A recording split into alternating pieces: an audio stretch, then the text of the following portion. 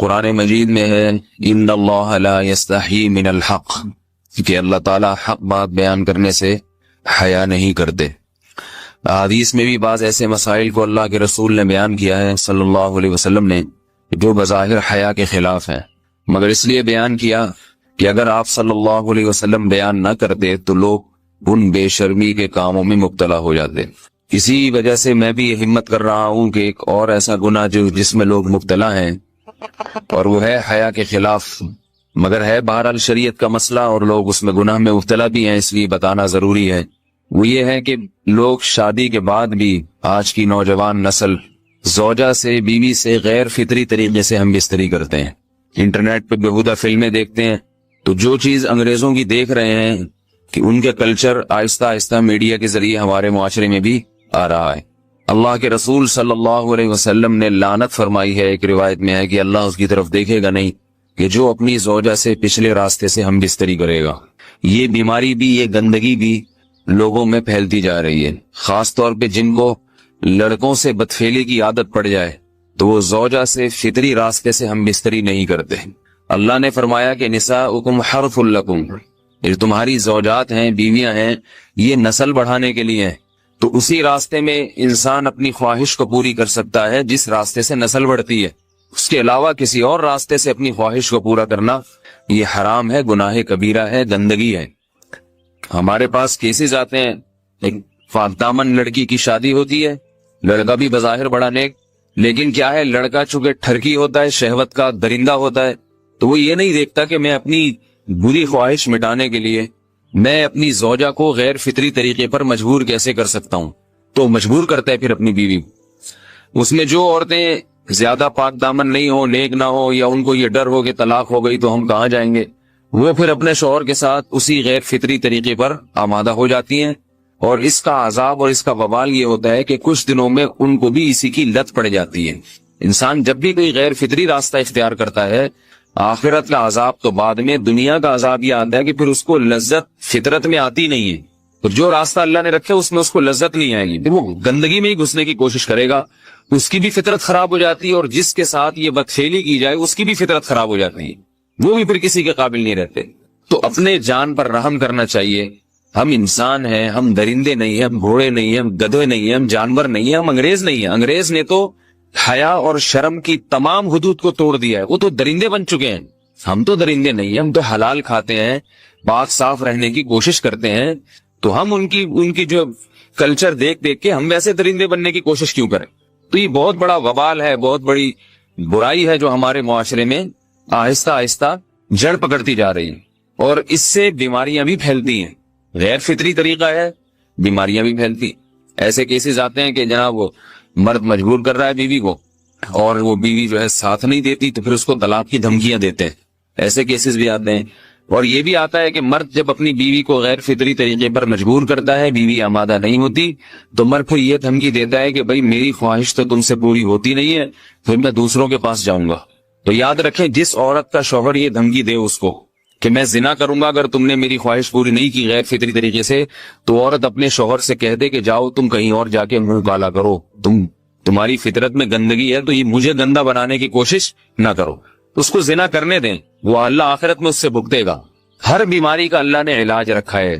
اللہ کے رسول صلی اللہ علیہ وسلم نے فرمایا، صحیح بخاری کی حدیث، ما انزل اللہ من داء الا انزل له دواء، کوئی بیماری ایسی نہیں ہے جو اللہ نے نازل کی ہو اور اس کے لیے دوا نہ رکھی ہو دنیا میں۔ تو اگر کسی کو ایسی لت پڑ گئی ہے غیر فطری کام کی، تو اس کو چاہیے کہ وہ اپنا علاج کرائے، ڈاکٹر سے بھی رابطہ کرے، اور سب سے بڑا علاج یہ کہ کچھ وقت صبر کرے گا، چھوڑ دے گا کچھ عرصے کے لیے، تو خود بخود آہستہ آہستہ صحیح ہو جائے گا۔ ایک آدمی شراب کا عادی ہے، ایک علاج تو یہ کہ ڈاکٹروں سے رابطہ کرے، بہترین علاج کے چھوڑ دے۔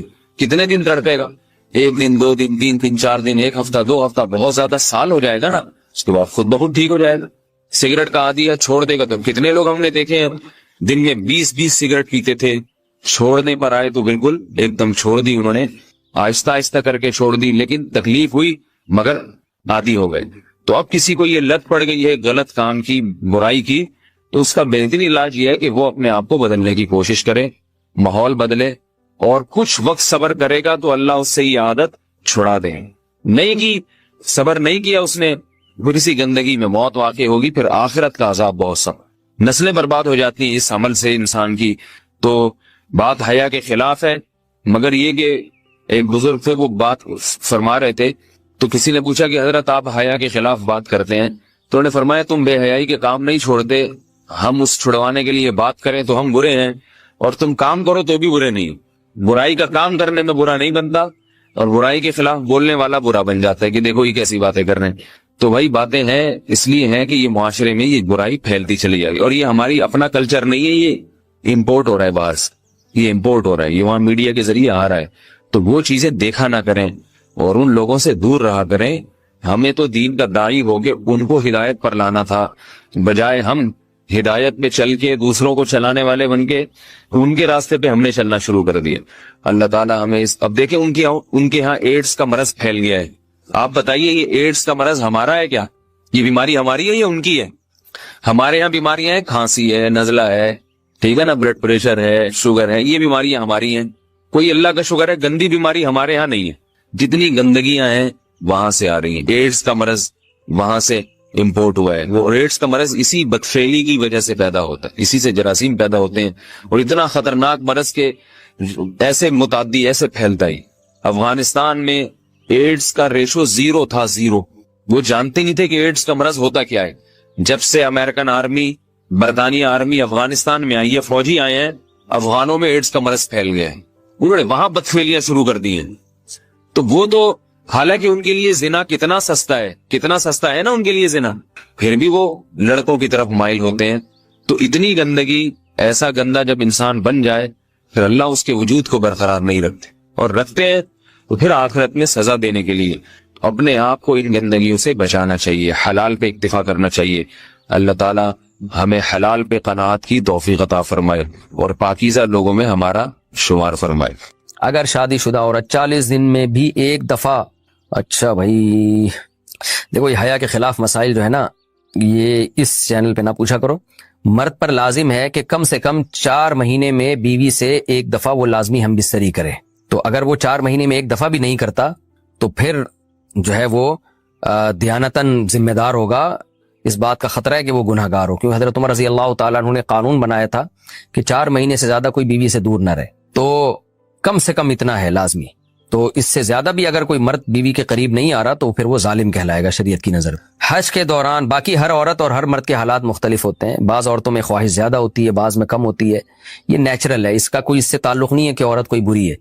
بعض دفعہ عورت میں یہ خواہش نفس بہت زیادہ ہوتی ہے، اس کی ریکوائرمنٹ بہت زیادہ ہوتی ہے، تو لوگ پھر مرد اس بیوی کو برا سمجھنا شروع کر دیتے ہیں، حالانکہ اس کا برائی اور اچھائی سے تعلق نہیں ہے۔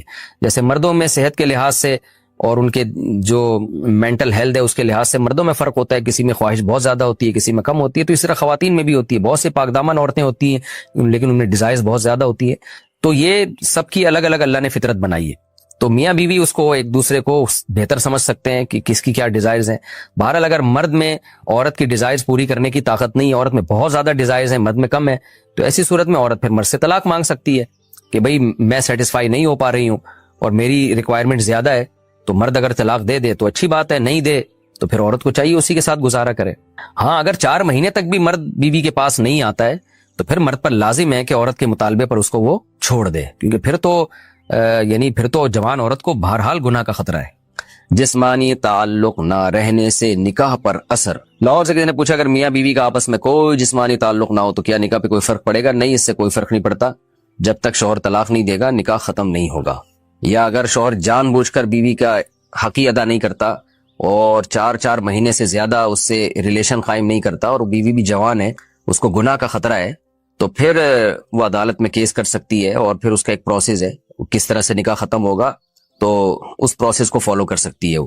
تو خلاصہ یہ ہے کہ شوہر گناہگار تو ہوگا کہ اس میں طاقت بھی ہے اور بیوی بھی جوان ہے، تو وہ کیوں اس کا حق ادا نہیں کر رہا، لیکن نکاح خود بخود ختم نہیں ہو جاتا۔ بیوی بچوں سے کتنا عرصہ دور رہ سکتے ہیں؟ بندہ کام کی وجہ سے 2 سال ملک سے باہر رہتا ہے، کوشش کے باوجود چھٹی نہیں ملتی، کیا اتنی دیر بیوی بچوں سے دور رہنا جائز ہے؟ نامعلوم۔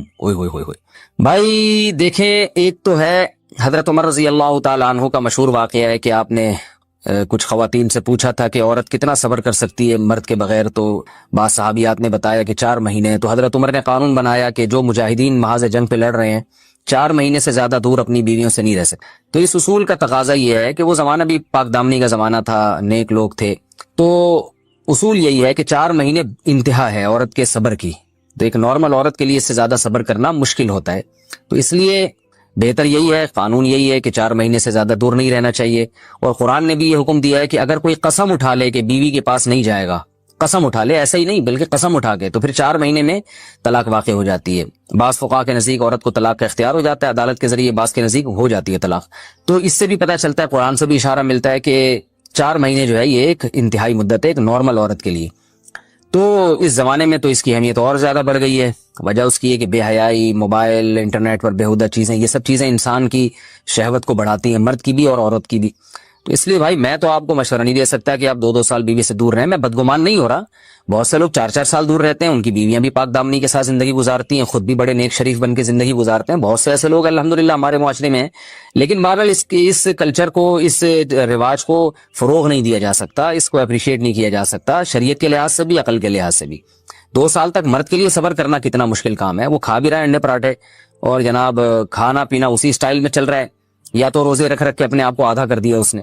تو سوال عورت کے ساتھ مرد کا بھی تو ہے نا. مرد نے تو قوت اور شہوت اللہ نے اور بھی زیادہ رکھی ہے، تو وہ کیسے صبر کرے گا؟ مرد کی جو قوت برداشت ہے وہ فقہا نے اور اطباء نے بیان کی 1 مہینہ ہے. تو 2 سال تک بیوی سے دور ہیں. میں پھر بھی بتا دوں، میں بدگمان نہیں ہو رہا کہ جو دور ہیں آپ ان کے بارے میں برا سوچنا شروع کر دیں، لیکن بہرحال یہ اپنے آپ کو فتنوں میں ڈالنے کے مترادف ہے. اس لیے ایسی جاب نہ کریں. 2 سال تک بیوی سے دور ہیں، یا تو بیوی کو ساتھ لے کر جائیں یا بیوی کے ساتھ ہی رہیں. کہیں ادھر ہی کم پیسوں میں انسان گزارا کر لے بیوی بچوں کے ساتھ، یہ زیادہ اچھا ہے. زیادہ پیسوں کی لالچ میں بیوی بچوں سے دور رہنا. باقی بیوی آپ کی راضی ہے اس جاب پہ، یا آپ کے پاس کوئی آلٹرنیٹ ہے ہی نہیں، آپ جاب چھوڑ کے آئیں گے تو آپ کو لالے پڑ جائیں گے کھانے پینے کے، تو ایک مجبوری ہے. مجبوری کے حکام الگ ہوتے ہیں، لیکن نارملی اس کی بہرحال ترغیب نہیں دی جا سکتی. دیکھیں قرآن مجید میں اللہ نے ارشاد فرمایا نا، یوم یفر المرء من اخیہ وامہ وابیہ وصاحبتہ وبنیہ. قیامت کے دن کی ہولناکیوں کو اللہ نے بیان کیا کہ انسان اپنے باپ سے دور بھاگے گا، بیٹے سے دور بھاگے گا، بھائی سے دور بھاگے گا. جہاں بیوی کا تذکرہ آیا تو یہ نہیں کہا کہ بیوی سے دور بھاگے گا، بلکہ فرمایا اس سے دور بھاگے گا جو اس کے ساتھ رہا کرتی تھی، یعنی صاحب کہتے ہیں ساتھ رہنے والے کو، صاحبہ سے دور بھاگے گا. تو اس سے پتہ چلتا ہے کہ قرآن میں اللہ نے بیوی کو جو ڈیفائن کیا ہے نا، اس کی جو صفت بیان کی ہے وہ یہ کہ جو آپ کے ساتھ رہتی ہے. تو جب شادی ہو گئی تو سمجھو بیوی پھلترو کی طرح چپک گئی ہے آپ کے ساتھ، جہاں جاؤ گے آپ کے ساتھ ساتھ جائے گی.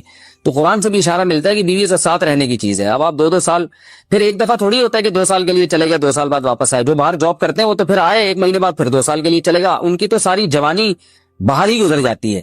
تو اس لیے مجھے یہ بہرحال سمجھ میں نہیں آتا ہے، شریعت کی روح سے یہ پسندیدہ کام نہیں ہے. بہت سخت مجبوری ہے تو ایک الگ بات ہے، لیکن اچھا کام نہیں ہے. غربت میں انسان بیوی بچوں کے ساتھ گزارا کر لے، یہ زیادہ بہتر ہے اس دولت سے جس میں انسان بیوی بچوں سے ہی دور ہو. کیا کرنا ہے ایسی دولت کا کہ آپ اپنے بیوی بچوں سے گھر بار سے دور ہیں. انسان جو شریف آدمی، عزت دار آدمی، اس کو تو گھر میں سکون ملتا ہے بھائی. عورت کا شوہر کے بغیر سسرال میں رہنا. اگر شوہر کام کے لیے گھر سے دور ہو، بیوی سسرال میں شوہر کے بغیر رہتی ہو، پردے کا کوئی لحاظ نہیں ہے، اس صورت میں بیوی کے لیے کیا حکم ہے؟ شوہر کے ساتھ رہے یا سسرال میں؟ اگر شوہر ساتھ نہیں رکھتا